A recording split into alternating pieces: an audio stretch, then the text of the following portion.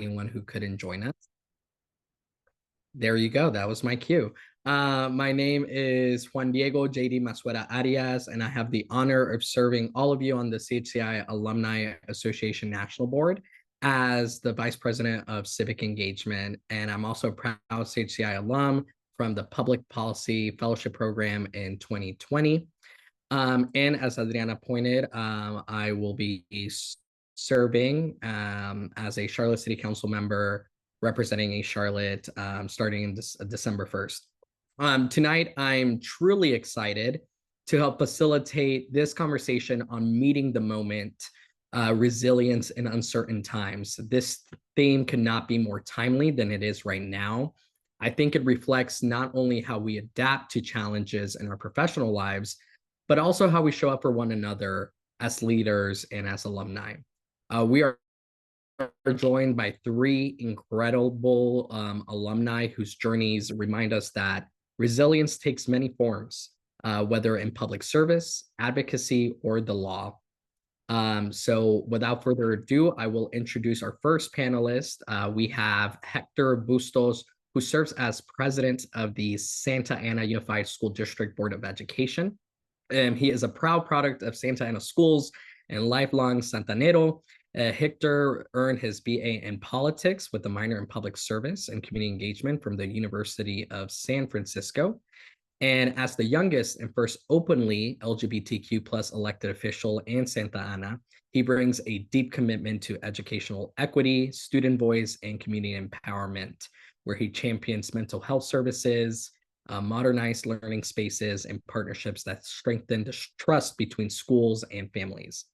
Next, we're joined by Adriana Cortez Luna, an organizer with the Working Families Party, where she leads regional campaigns and develops candidates who represent and uplift the leadership of working families across California. Adriana's work focuses on building coalitions, amplifying voices that often go unheard in our political systems, and build political power for working families. And finally, Priscilla Horta Vasquez, a proud 2002 CHCI alum and practicing attorney based in Texas, whose career has spanned multiple states and roles in advocacy and public service and in the immigration space. She brings a wealth of knowledge and experience navigating complex systems and a deep understanding of what it means to persist and lead in uncertain times. So everyone, please join me in giving a virtual round of applause to our incredible panelists. And so for tonight, together, we will explore what resilience looks like, and not just as a buzzword that we often hear, but as a daily practice of courage, community, and conviction. So let's get started, everyone. Thank you all for joining us tonight and for being a source of community for our Alumni Association. I'll begin with a few questions and then we'll go into Q&A afterwards. But the first question, each of you has led in very different spaces: education, organizing, and law. How does your expertise connect to this year's theme, resilience in uncertain times? I'll start off with Adriana. Hi, everyone. So super excited to be here with all your beautiful faces and be just connected with everyone. I have over 10 years of experience as a mediator, as well as an organizer in political spaces, including organizing one of the biggest labor victories for the past like 20, 30 years, which is in California with the Fast Food Workers Union, and primarily a group of 500,000 fast food workers that are primarily Latino and low-wage workers, which was very, very intense, and including in the mediation spaces. But, I think when it comes to resilience and endurance, it's really about us returning to our purpose and continuing to have that why in our mind to lead us.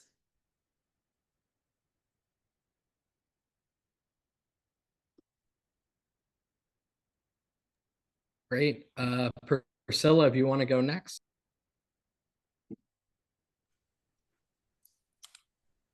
Yes. Hi. So I will be perfectly frank with you. I don't really think my career is the expertise. My life is. I really never had any qualms arguing with immigration judges who made up rules, going into terrifying refugee camps, and sitting with the fact that my country did this.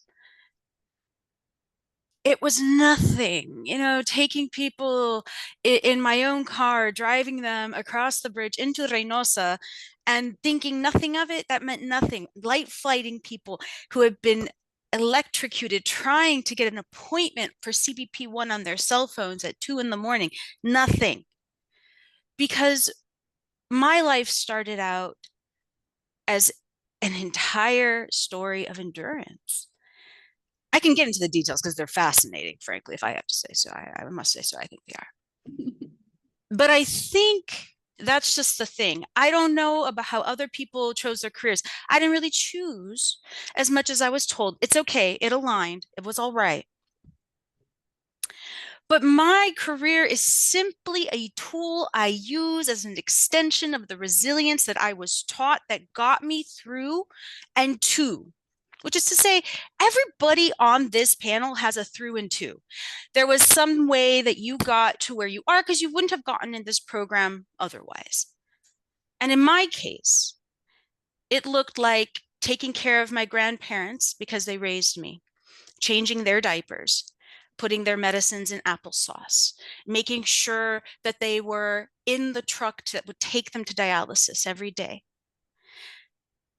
And it was sitting with the fact that I was going to be alone for the rest of my life. That was one of the first things they told me when I was 5 years old. We won't be here. But I think what I took away and what I now sit here 15 years as an immigration attorney in the battles in the trenches on purpose is this.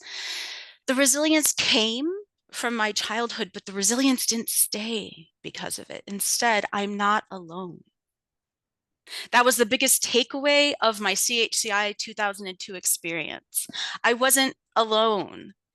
I didn't have to think that way. There was never going to be an alone. So when you sit there and you wonder, how are you going to get it through? How are you going to write that brief or surgeon someone or I don't know, people do other things in life. I'm not really sure. The doctor's lawyers, that's all I got. But the point is this, the resilience is already there, but ask yourself, who is there with you now? How did you get yourself through? And I think your career is merely an extension of what you had is when you were younger. And if it isn't for others, I'd love to hear that, but it certainly was for me.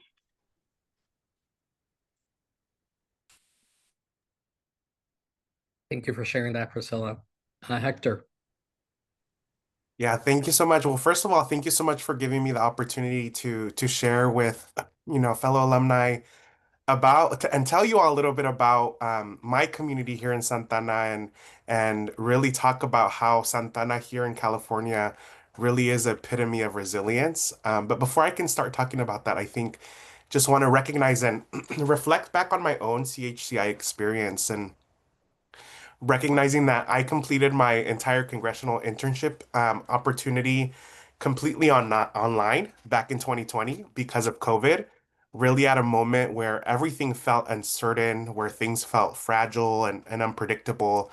And so even in that moment, all of us, this organization, had to be resilient. We had to adapt quickly. We had to learn how to lead through instability. And at the end, really stay grounded in our community when the world felt like it was shifting underneath us. And so that experience alone and just being able to tie that to the work that I do now as the president of the Board of Education at Santa Ana Unified has been helpful because I represent a community that is predominantly Latina, a community that is predominantly working class, a community with a population of immigrants, children of immigrants. And so at a time like this, where Santana really has become the epicenter of immigration enforcement in California outside of Los Angeles, um, our community we can't do anything but be resilient. But it's because our community has been forced to be resilient many times before. And so my background really comes in with community organizing. So, as a high school student and college student, I was on the ground organizing other young people to demand greater investment in youth programs and youth services because at the time we saw that we had, people making decisions on behalf of young people that were not decisions that were benefiting us. And so, um, we had to roll with the punches that were given to us, but at one point stand up and say that we deserve better. We deserve access to an education, access to resources, access to programs than that the rest of Orange County youth do. Because Orange County is a very wealthy county. The surrounding cities outside of Santana are very wealthy cities. And so as young brown kids, it was important for us to stand up and say that, we deserve the same thing that the other kids in these surrounding cities, have offered to them. And so, given that opportunity and those experiences, have really helped shape the work that I do on the board now because I'm so connected with the community that I serve because at one point or another, we were at the city council meeting, we were at the Board of Education meeting demanding better. And so, resilience is something that I think, and I will talk about it more as we go through this conversation, is something that oftentimes we don't talk about, and I think oftentimes is powerful, but oftentimes, many times, many of us have had to learn resilience because it was the only way we were going to survive, and not necessarily by choice. And so, I think for those reasons, all of those experiences and all of the things and the fights that I had to go and organize alongside young people with have related back and have contributed to the work that I do now on the board to be able to provide access to high quality education for our students, to provide a curriculum that is inclusive, curriculum that represents the histories of the students that I serve, making sure that we're creating safe spaces for all students, including our LGBTQ plus students on our campuses, making sure that we're creating safe environments, safe schools for learning for all students, including our undocumented students and the families of our undocumented students. And so, um, for all of those reasons, I say that Santa Ana and the community that I serve is epitome of resilience. But I think, and as I will continue to talk about throughout the night, is that we deserve better, and we deserve more as a community. And I know that all of the communities that you all are a part of deserve more. And so I think that's what we'll get to in the conversation and how we do that and how we work together to achieve that. So thank you. Thank you, Hector, and thank you all. I think it's very powerful to see how resilient can look so different depending on the communities we serve. I also think it's a testament to acknowledge that resilience sometimes is not a choice, but something that folks are born into, given their circumstances, and as well as it leads to people to find out they're through and to, as you said, Priscilla, and that's very important, especially in the times we're living in now as a community. And oftentimes in these times, we are often met with two competing ideas or two competing decisions. Um, Sometimes it's how do we minimize the harm because we don't have the legal mechanisms to provide relief, right? We know that the harm is coming. We know that it's going to impact people and families and parents and children. And oftentimes we live in a system where the legalities can't support us even. I'm sure you feel that as a lawyer, as an organizer, and as an elected official, that oftentimes our hands are tied. So then the question is, how do we minimize the harm? Which then leads me to ask you, how do you all make tough decisions when the future feels unpredictable, when the mechanisms aren't put into place for us to support and relieve our community, and when the systems are made for us to feel like our hands are tied, like we can't do much, whether it's in your district, Hector, whether it's in your organization, Adriana, or whether it's in your community, Priscilla. How do you make those tough decisions and their tough calls? And I'll go in that list: Hector, Adriana, and Priscilla. Yeah, so I think, for me, making tough decisions in unpredictable times, it has to be done in community. We have to meet people where they are at. We need to meet with the most impacted community members. And so I'll give you an example. So as our country is as our country was facing this government shutdown, we saw that a lot of our youth and families were going to be impacted because of loss of food access as a result of the halting of SNAP benefits, right? And so here in our community in Santana, like I mentioned, we have a high number of working class families who rely on these benefits to receive their meals. And so, this isn't the first time that we've seen that communities like ours are being left behind with no safety net. And so, in moments like these, we see community organizations, we see nonprofits, we see community members organizing themselves to create hubs of support, to create mutual aid efforts, to protect one another and be in service of one another. And so, it's things like that, it's moments like these that remind me that the people have the answers. We just need to listen to them. People, we have created solutions for our communities. We just need to listen to them. Now, the question is, how do we, in my eyes, as an institution, now build on what has already been created by our community, right?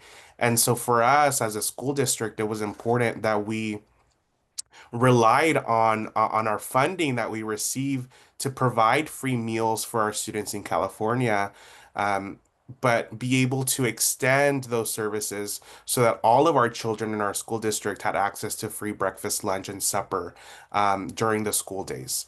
And so, we mobilized, we moved quickly to make sure that none of our children in Santana were going to go hungry.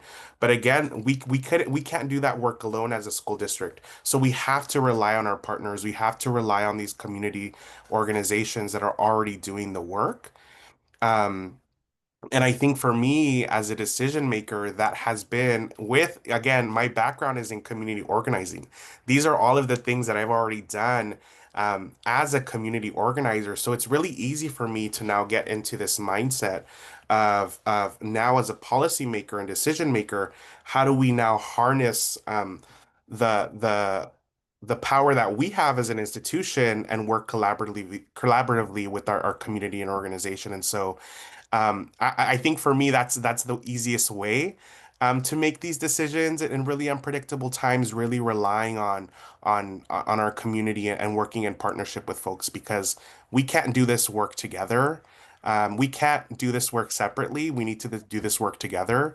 And so, you know, these tough decisions really do require a lot of clarity, courage, and of course, urgency because a lot of people, livelihoods and really well-being is on the line.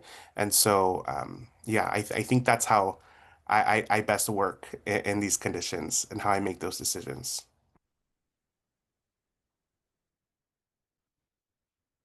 I'll jump in here because I think JD, you wanted me to go next. It's very similar to Hector. One of the things I wanted to touch on was the importance of community and being able to have trusted mentors, reliable friends and family that can be there to bounce ideas off of. Because sometimes we truly are on a journey or a path and it feels a little dark and we look around and we don't quite know how to take the next step. And so that's why it is so important to cultivate and show up when it comes to fostering these relationships with other people. It might be part of a mental health group, or it might be like if you're blessed with family and friends that are already near you. But if you don't already have that community built in, and also a lot of us, a lot of us move to the East Coast and then move back to the West Coast, and friends come and go. So it's like going back to what Hector was saying about how important it is to be in community and in relationships with others. I know that has also helped me make really tough decisions that are also and aligned with my values. And I think that's another like guiding North Star that we can have as we make decisions. It's thinking about, maybe like once a year in the beginning of the year, in the new year, thinking about, well, what are going to be my values, my top values that I want to like bring in this year? Maybe it's, peace, abundance, wisdom, family. Like each and every one of us are going to have our top values that like we're fighting for. And I like to ground myself in those values when I'm making tough decisions. And I think at the end of the day too, it's also keeping that vision on how do you see yourself long term? What kind of legacy do you want to leave for your loved ones, for the people that you work with, for your community? Like sometimes just having that long-term vision clarifies things, because things that seem like they matter in the short term, like the materialistic stuff, that yes, we do live in a material reality, but also like our nieces and nephews, our daughters, our sons, our moms, our dads, our family. Like at the end of the day, these are the most important things, because when we die, that's one thing we know for sure, no matter how much uncertainty happens, is that we all are gonna one day not be here, and we can't take anything with us, but we can leave a legacy behind. So it's also grounding in what is that long-term vision I have for myself and that I have for my organization or my community.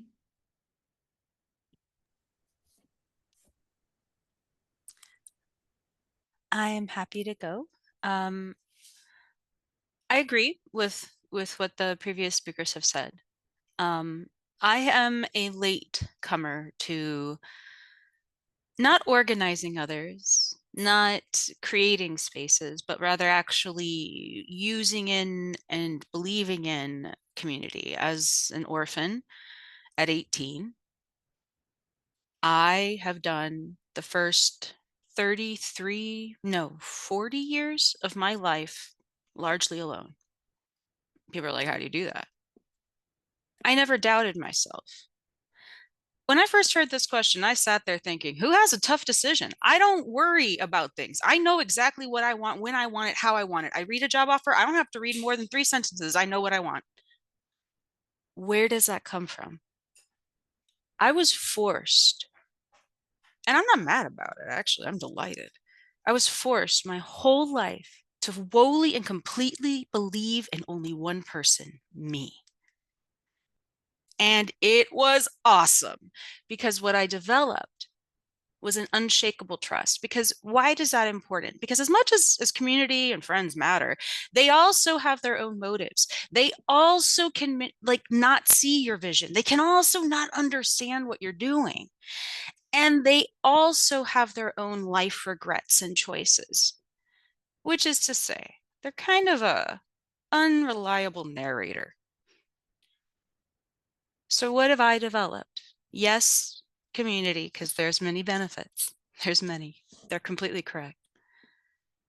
But instead, self-trust.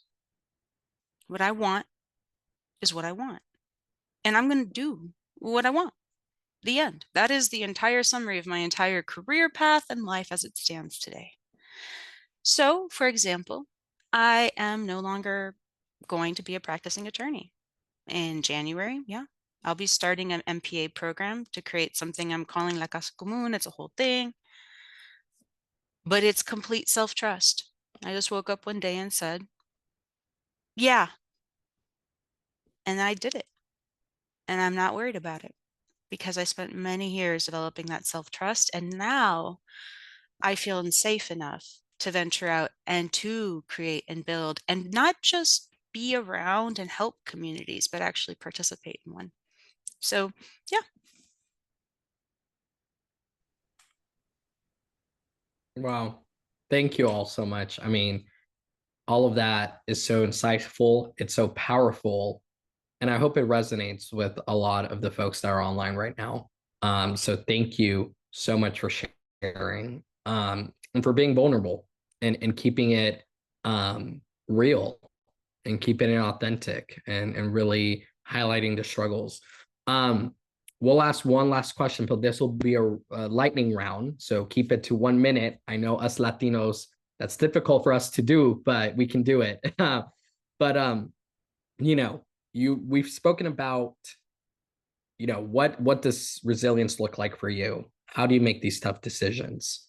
Um, and let's bring it back to community and the reason why we're here, and oftentimes the reason why the Alumni Association still exists. As alumni and as local leaders, what role do we all play, not only personally, but as a collective, in helping others navigate uncertainty? What have you learned about showing up for people when the path forward isn't clear for them?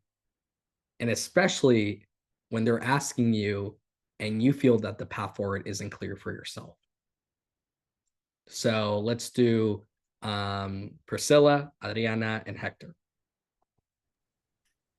As I would tell my clients as we would go into the courtroom, here we go. That's all you can do. When you show up, you stand up and you say, I don't know, that's insane. This judge has a 3% grant rate. But all you can do is be like, yeah, that's right. Don't minimize, acknowledge, and stand there anyways. I mean, that's about all you can do. Well, at least in my case, it's about all I've ever felt I could do as we walked in. And I think that's kind of how I approach life, frankly. We are really at a pivotal moment right now, and I think each and every single one of us has been blessed with the privilege to have these resources of CHCI and doing these internships. Like, now is our time. Now is our time to give back in whichever way we can, whether it's literally just giving someone a hug, just smiling, to literally, joining your local CHCI organization and helping to create the next event in your local area. But I think ultimately the role that we need to play is to lead by example, and also to be that steady rock that other people can rely on when things seem like they're out of control. And the last thing I'll end with is, this too shall pass, because it will.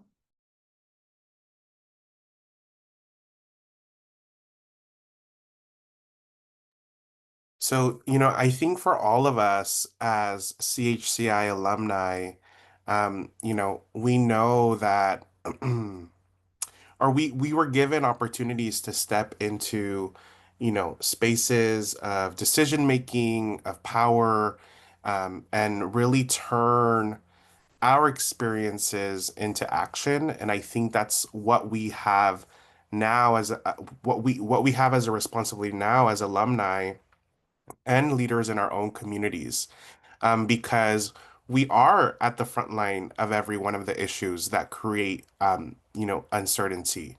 And this is just not in theory, like it really is in our lived reality. And so we see the full picture of the things happening directly in our community. And because of that, I think that our leadership becomes a lifeline for so many people. And so, that's where all of us matter. We understand policy, but we also understand the people that this policy is impacting. We can recognize systemic failure, but we also know how to build community strength. And so, you know, we don't just see the issues in our communities as silos, and we shouldn't see the issues in our communities as silos because our community members don't experience those issues in silos. And so that's why it's up to all of us to help navigate that uncertainty by really bringing together, stitching all of these realities together, really into action, clarity, and direction for our communities. And so, we all have a role to play in this. And again, it's because we deserve stability. It's because we deserve dignity. And I think it's because we deserve a future where uncertainty isn't the norm, and it isn't the norm that we accept as a society. And again, it's our collective responsibility to fight for that type of future. So,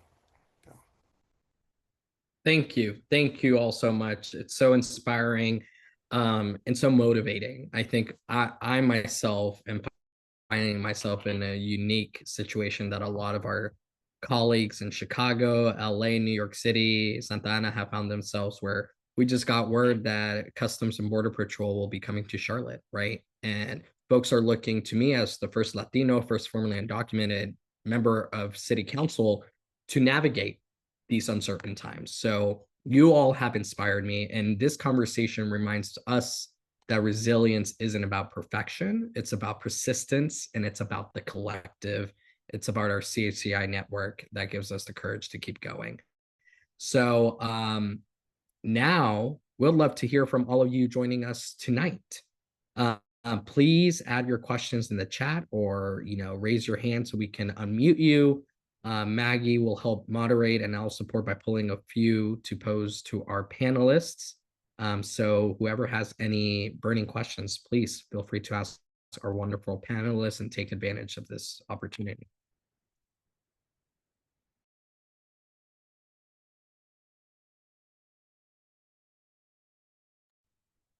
Thanks, JD. Adriana, our president, will actually be facilitating this part, so I'll pass it over to Adriana.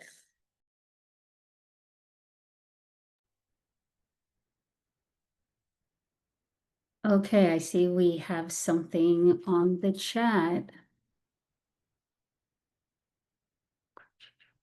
So someone's doing a career pivot after 20 years in public service. Very interested in working on campaigns. Been impressed with the Working Families Party. I'm curious, does that mean you're in California? How would you all advise newbies to campaigning on how to get that experience to work on campaigns? Oh, y'all are national. Hit the floor running, Tocaya. Luna. Thanks, Tokaya. Okay, awesome question, and thanks for the shout out. Okay, yeah.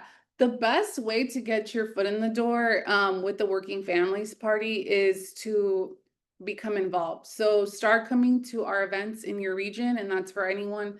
Check out if there's a chapter near you. We have statewide chapters. We're in about 25 states. So look for the chapter in your state and start getting involved. Join the Zooms, go in person, just so people start becoming, just start like noticing your face. And I would say, we are like, we're kind of built like similar to a labor union. So we are community powered and community led. So that means that every single person here, if your values align, with the Working Families Party, you could get involved as a volunteer. And that's the best way for folks to get to know you, and you're going to be on the right track. And also, if you holler at me on LinkedIn or on Alumni Connect, I'm really more than happy to continue chatting. I see some add-on suggestions here. So starting with the local campaign would also add to your portfolio, your experience. And I do like what Adriana Cortés Luna said, right? I think just getting started. Sometimes we all have a thought on something and we just kind of plateau there. We actually need to manifest that and taking that first step. Jesus Rubio has a question. I'm not sure if it's directed to one of the speakers or all, so feel free to step in and answer if you could speak to it. With the recent targeting of DEI programming, do y'all see yourselves as part of the solution to reinstating these programs in the future? I can tackle that one first. Just coming from the educational lens, I think absolutely, as an education institution, we have a priority and we have a responsibility to push back against the targeting of DEI programming. And it's part of the work that I've been leading and helping guide our vision as a school district to ensure that, one, we have ethnic studies as a graduation requirement for all of our students, but two, that we're providing an ethnic studies curriculum that is inclusive, that tells the history and stories of our students.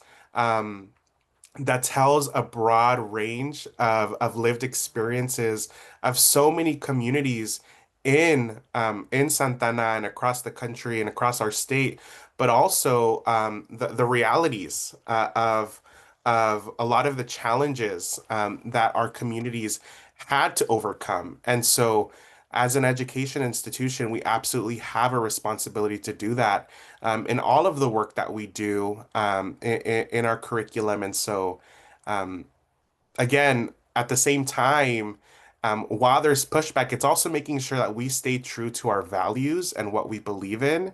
And so we know that while there will be challenges, and we've seen legal battles in relation to this topic, it's important that we stand firm. And we prove to our students in the communities that we serve that their stories and their history is worth fighting for, it's worth defending, and it's worth telling and sharing. So we absolutely do have a role in doing that. I wanted to add first, correct. I think that everybody who's in a capacity or in a way in institutions should be part of that solution. But I will also say that that is one way of approaching it, and it's needed. How I personally have approached a lot of what's been happening has been with a bit of,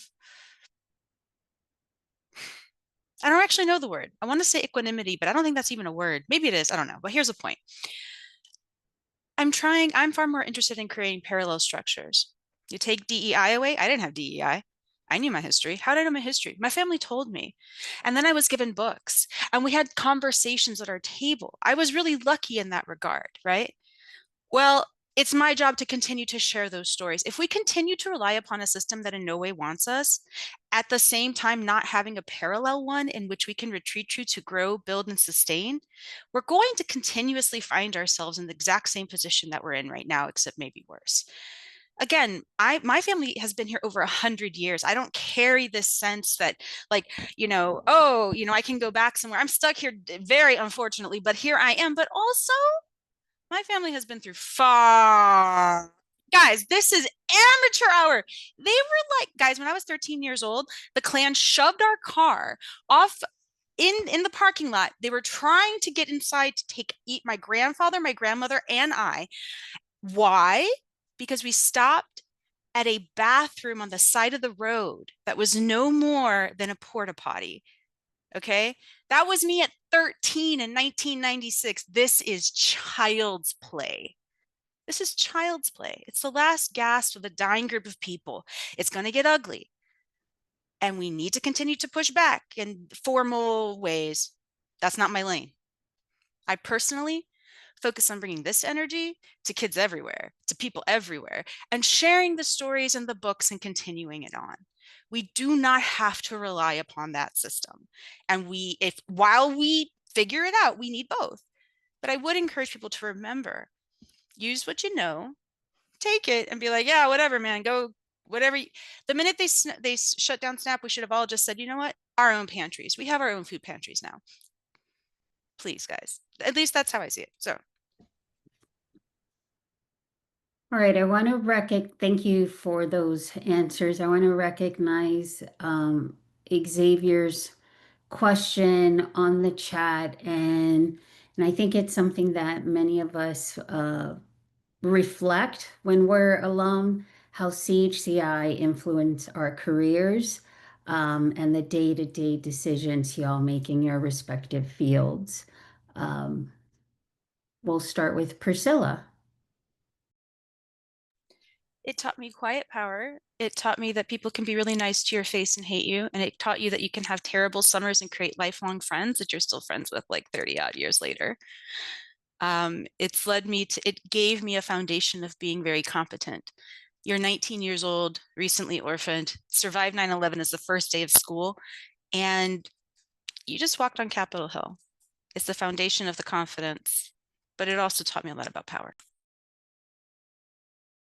Thank you for keeping it short and brief. Adriana, then Hector. I think what it taught me is that we belong as Latinos, as a Latinx community, we belong everywhere. We belong everywhere and anywhere we want to be. Any room that you want to be in, go and shine your light. Go and share your voice. Whether it's Capitol Hill, whether it's your local city council, anywhere you want to go or start your own business. You got this.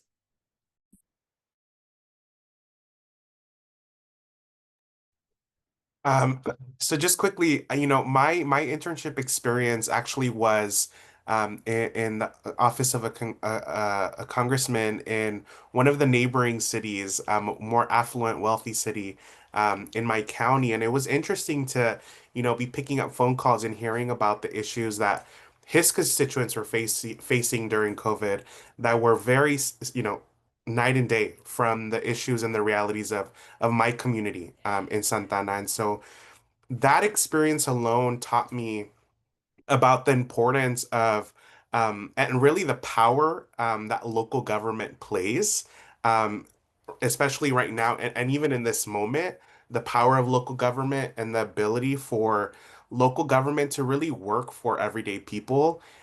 If you have people in office that are truly serving working class families and their constituents. And so, um, I think for me that was the biggest eye opener as a congressional intern and now a policymaker in my community for sure. All right, and so we're 7 minutes out from closing this town hall. We do want to highlight that Maggie has done a fabulous job. She's in the chat provided the links to our speakers today on LinkedIn and the Alumni Connect platform. So those opportunities are available for us. I think we've gotten through all the questions. I now want to, Or I believe Luis has his hands up. Sorry. Luis. Hi, thank you. Hi, Adriana. Sorry. I mean, thank you everyone for your wisdom. It's been great. And I guess I wanted to add and ask you all, big piece. I work in education, and I think the third pillar, and I would love to hear from all of you, how do you, recharge your battery at the end of the day, right? I think it's a lot of heavy work that's been happening, helping our communities and for me, our students every day. So we'd love to hear, is there any tips that you all can share on, in your roles and position, how do you, at the end of the day, just recharge that battery and fill your gallon of water so you can go and pour into other cups the next day?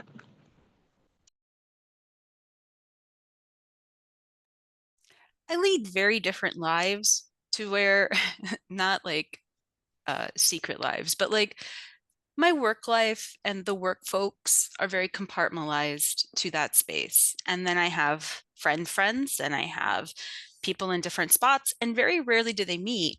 And sometimes I forget that when I introduce them. So that's one way I keep things kind of tidy. It allows me to decompress and, yoga and stuff. I'm so glad that you asked this question because I literally felt like that was the missing link in this whole conversation, which I think is a consistent self-care that we need to do to get through these moments. And I know in the most challenging moments I've had, I've taken a holistic approach to my self-care, to my consistent self-care, because I think the key word is consistently showing up for yourself. That means going to the gym, working out, going out, getting some sunshine, eating the right foods, putting the right foods into your system, the nutrition, the mental health. We need to see a therapist, or breaking those stigmas that, hey, there are days we're going to feel sad, there's days we're going to feel angry, there's days we're going to be happy, and so on and so forth. Also, I know one thing that has taken me through really tough times is my faith and my spirituality and that journey. And the different in my journey, like the different things I've explored through spirituality. So I think one thing that's very important is to consistently show up for you, because no one else is going to show up for you the way that you show up for yourself. And the last thing I'll say is, one thing I started doing is taking myself out on vacations.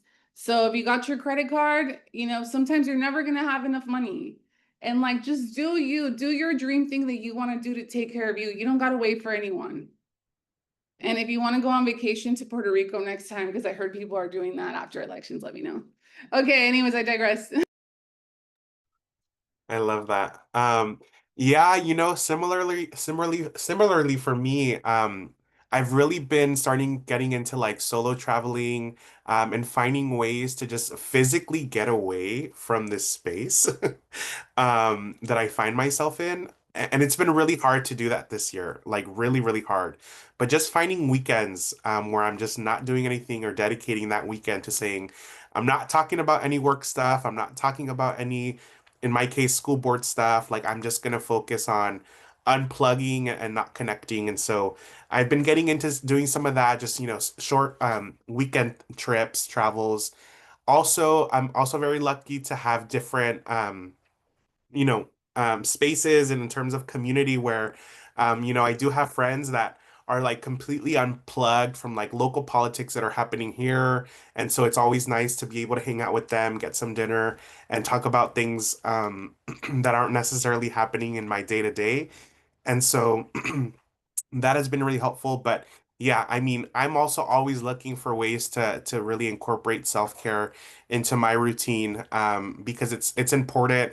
And if we don't do it, and we don't take up care of our mental health and our well-being, it ultimately impacts our physical health. So yeah, I'm looking for ways to do that. And um, it's been a stressful past few weeks, and it's actually, and again, I say this from experience because I'm sick this week. And it's because I haven't been doing that. And so thank you for, you know, sticking through with me during this entire hour that I've been trying to get a thought through, as I have like brain fog and trying to get through today. But thanks again for that. All right, if we could give the floor to our National Board VP of Communications, Areli, all the way from Kansas. Hello, everyone. I think this is a perfect segue for me to come in. We have office hours coming up. Our Vice President Maggie and our VP of Civic Engagement, JD, they're going to be hosting our next office hours. They're going to be in November 17 at 7 p.m. Eastern Time. So come join us. I put the registration link on the chat. As well, we're going to have a series of spotlights, so more to come. Join our newsletter and just stay connected on social media, at Alumni Connect, and reach out if you guys have any questions.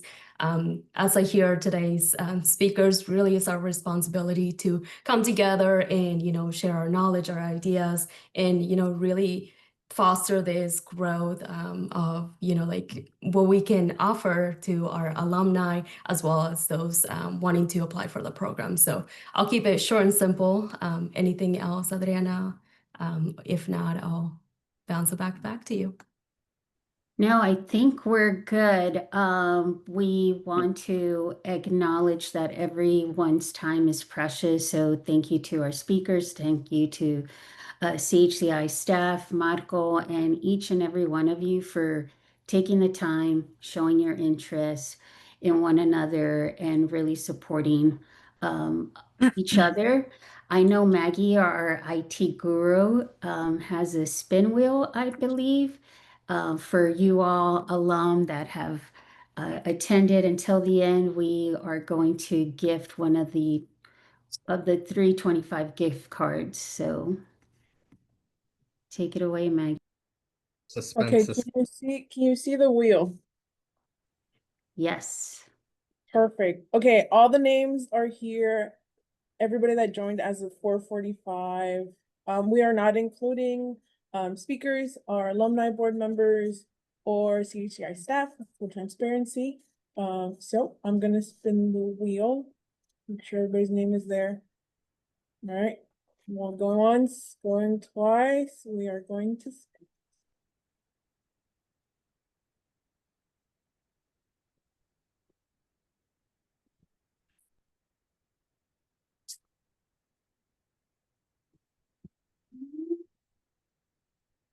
Heidi or Heidi? Please correct me if I'm wrong. Heidi Torres. Heidi is fine. Thank you. Heidi, awesome. Congratulations. You won the card for the tiendita. We will be in touch with you. And what else? Sorry, I have like 3 screens open. Congratulations. And by the way, there is no shameless plug. Most of us Latinos, we're very humble. And so F that. So if you want something to highlight, and again, reach out to us, your national board. We're here to support you, cheer you on. We're here for that space. That's why we have the office hours. And we make ourselves available. So Jesus provided a link to Instagram, which is something, a project. Anything else? We're done. Thank you for your time. I'll stay here a Adriana, few minutes. one quick thing, please. I'm gonna put the feedback form in the chat. If you all can please go ahead and click on that. I'm also going to pull up a QR code. Give us feedback on today's town hall, please. We would love to hear from you. Head southeast on East the Toledo toward Covina Avenue. And someone's GPS. And drive safely. Drive safely. I believe there's a QR code on the screen now. So if you would rather scan the QR code with your phone, please do so. Thank you all for joining us. The feedback form is also on the chat. But I believe that is also, I'm going to stop the recording.